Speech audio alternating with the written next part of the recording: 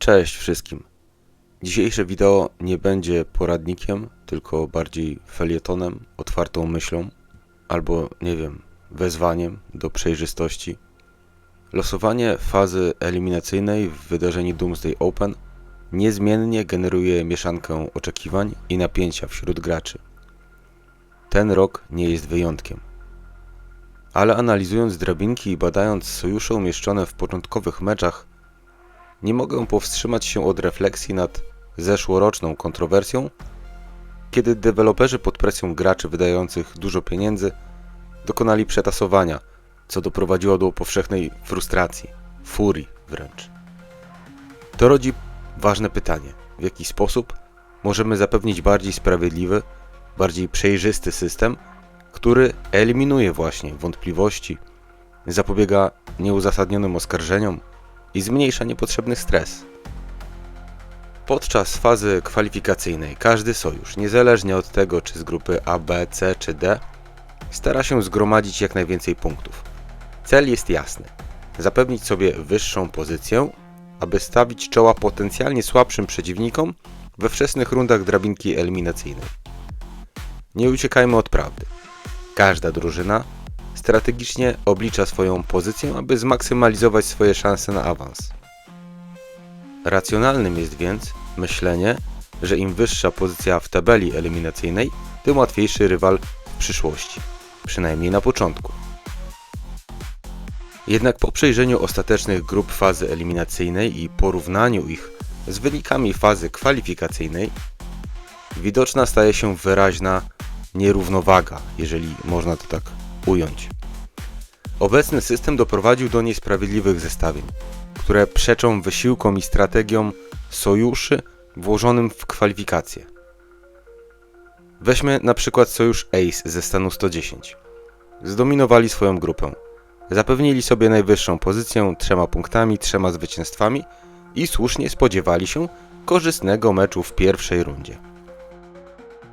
Zamiast tego trafili na We Will Rise WWR ze stanu 242. Drużynę co prawda z 3. miejsca w groźnej grupie A, ale z grupy A awansowała każda drużyna. Pomimo niższej pozycji WWR w swojej grupie, ale to była grupa A, ich rzeczywista siła jest znacznie większa niż siła Ace, co stawia tę drugą w natychmiastowej niekorzystnej sytuacji. W efekcie najlepsza drużyna z grupy B9, bo w tej grupie grało Ace, jest teraz poważnie zagrożona eliminacją w swoim pierwszym meczu. Poczekajcie, to nie koniec. Porównajmy to z sojuszem Smelly Pirate Killer, SPK ze stanu 246. Ledwo przeszli przez fazę kwalifikacji, kończąc grupę B12 z zaledwie 1 zwycięstwem i 2 porażkami. Jednak dzięki szczęśliwemu losowaniu ich pierwszym przeciwnikiem w fazie eliminacji są Guardians of State ze stanu 482, drużyna o ponad dwukrotnie mniejszej sile. W rezultacie SPK ma teraz jasną i stosunkowo łatwą drogę do top 64 pomimo dramatycznych wyników w fazie kwalifikacji. Powiedzmy sobie jasno, i ja to deklaruję, nie opowiadam się ani przeciw żadnemu konkretnemu sojuszowi, ani przeciwko Ace, ani WWR, ani SPK, ani jakiemukolwiek sojuszowi, ani nie faworyzuję żadnego. Jednak te przykłady ilustrują problem systemowy gry, który dotyczy wszystkich uczestników Doomsday Open. Czy my jako społeczność zastanawialiśmy się, czy proces losowania mógłby być bardziej sprawiedliwy? Nie wiem, bardziej przejrzysty? Wydarzenie Doomsday Open jest, jak powiedział kiedyś Tomasz Hajto, truskawką na torcie rozgrywek w tej grze. Jako oddani gracze, którzy grają tutaj już 5-6 lat, strategzy i liderzy drużyn, zasługujemy na jasność co do tego, jak zorganizowana jest ta kluczowa faza.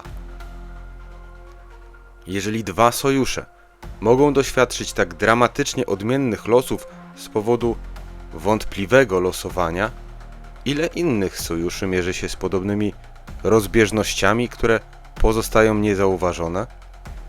Jest jeszcze kilka takich. Te 2 sojusze wybrałem, ponieważ chciałem pokazać Wam, w czym tkwi problem.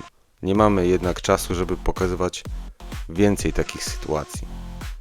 Potencjalnym rozwiązaniem, bo przyszedłem od razu z rozwiązaniem dla deweloperów gry, jest otwarte, publiczne, widoczne losowanie.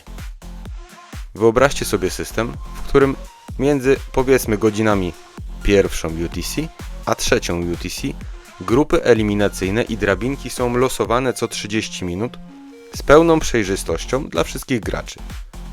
Pełna widoczność. Każdy, kto chce oglądać, widzi, jak przebiega losowanie. Takie podejście nie tylko wywołałoby emocje i zaangażowanie graczy, ale także wyeliminowałyby wszelkie podejrzenia manipulacji albo nieuczciwych praktyk. A więc deweloperzy State of Survival, co o tym myślicie? Może nadszedł czas na wprowadzenie bardziej sprawiedliwego, otwartego systemu losowania dla fazy eliminacyjnej?